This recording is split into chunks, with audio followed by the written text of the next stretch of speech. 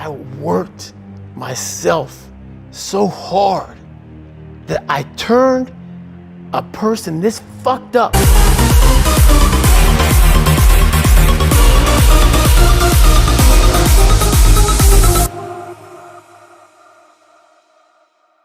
I don't know how to do this,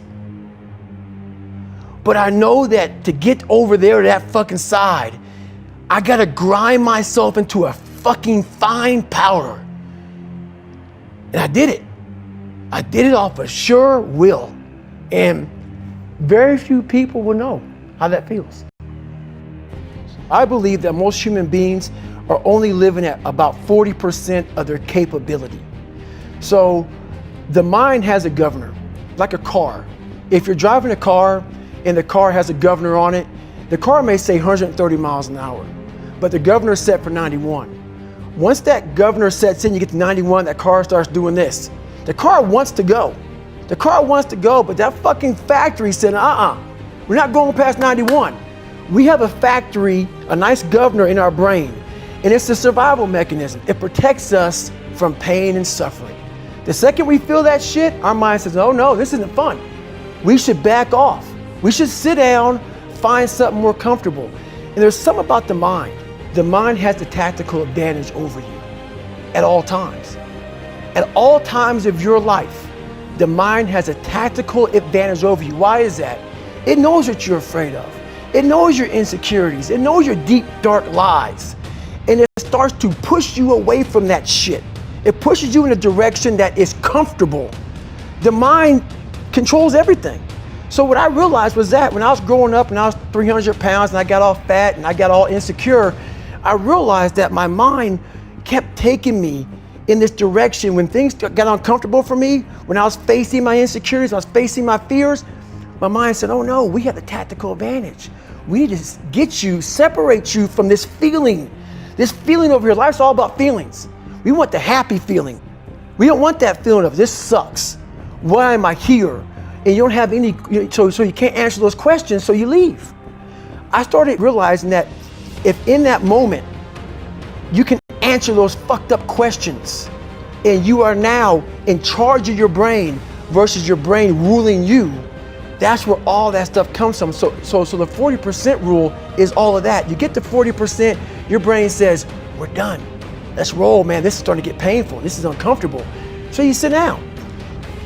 And once you start giving yourself more and more hope and start realizing, okay, the mind starts to be, okay, what are you doing? We're supposed to be going right and you're going left. You start then controlling your mind.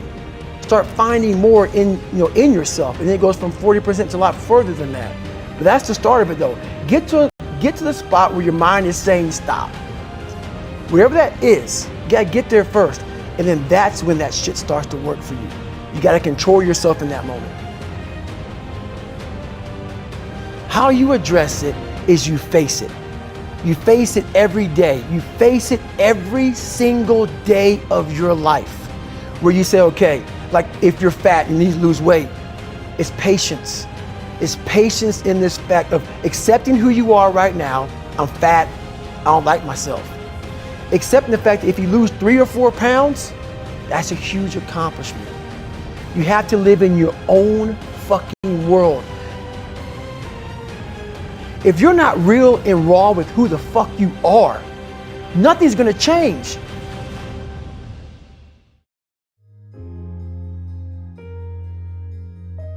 We're all, a lot of us are going through a hard time in life. Some people have been bullied, some people are just stressed out, some people are insecure, some people are fat and overweight, and the world puts a lot of this shit in your mind. To develop a mindset that was indestructible. I had to armor plate my mind. And it's about what you're saying to yourself, but it also comes with work. So whenever I was getting beat down, physically, mentally, spiritually, whatever I was going through, just saying, I would put, you can't hurt me. Can't hurt me just became a message, I would say to myself. And that's just kind of where it comes from. Because I can literally right now be a 300-pound guy spraying for cockroaches still to this day. If I did not look in that mirror and say, there has to be more to this. This can't be it.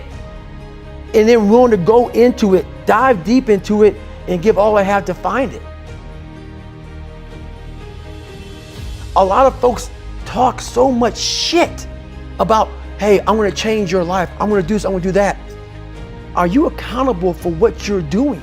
Are you accountable, and I mean to the T, for what you're saying? How are you gonna feel, man, when you accomplish this goal coming from that shit? Coming from the fucking hell you came from. A lot of people start from a good starting point. They have a good foundation. What if you can surpass all of these motherfuckers? What if everybody who was fucking way up here started up here, and you started with no legs. You had to grow fucking legs to even start walking, and then crawling, and then running. And then you start passing people with all this given to them. I had to use all this negative shit that was making me weak and horrible as a person. I had to use this as the power that now fueled me. I had to flip it on its head and say, hold up. This might be exactly what I need. The darkness is exactly what I need. It's how you look at your situation. This is a race that you run completely alone. And you're all by yourself. I had tons of sticky notes all over my mirror. It wasn't like be better than John or be as fast as whoever. Okay, David, yesterday you did this. Today, our next goal for the week is this. People love putting a label on me about, my God, man, you're just wired different. I'm not fucking wired different, dude.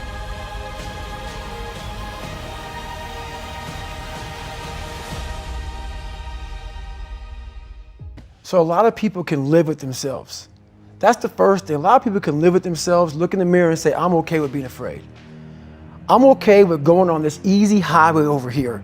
The easy highway has all these fucking signs and shit, directions, how to get somewhere.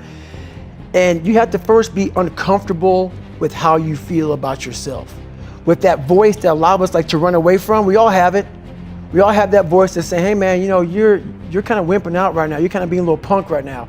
But a lot of us say, okay, that's okay. It's okay to tell these little white lies to ourselves. So we first have to face the real you. The real me is David Goggins. The real me is the guy looking at you right now saying, I don't want to fucking be on this show right now because I used to stutter as a kid. And I'm afraid of that. I'm afraid that here in a second, I'm going to start fucking stammering and stuttering and the whole world's going to know that I have all these issues. But that's when I see right now, okay, Goggins, you got to go on this fucking show. That's Goggins. Goggins is saying, okay, David Goggins, you're a punk. Life made you this way. We can't live like this. We can't live in fear. We can't live in judgment. We can't be afraid of what the fuck people right now are looking at me saying about me. We cannot be afraid of that. But you have to be David Goggins and say, man, I'm afraid of this. I'm fucked up here. Life made me this way here. I stutter. I have these issues with reading and writing, and I'm fat and I'm insecure. You have to face that in that dark room. In that dark room is who you are. But in that dark room is where you have to create another human being that walks out of that dark room to face who you are. Every day, like you said, I'm in search for a feeling. I'm not in search for a trophy. I'm not in search for love. I'm not in search for more followers on Instagram or social media.